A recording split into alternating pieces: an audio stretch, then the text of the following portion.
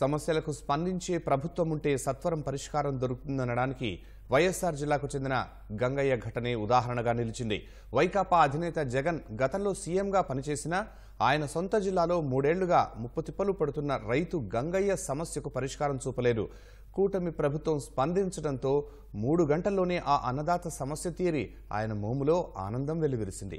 కాజీపేట మండలం నాగసానిపల్లెకు చెందిన గంగయ్య పొలంలో విద్యుత్తు తీగలు నేలను తాకుతూ ఉండేవి.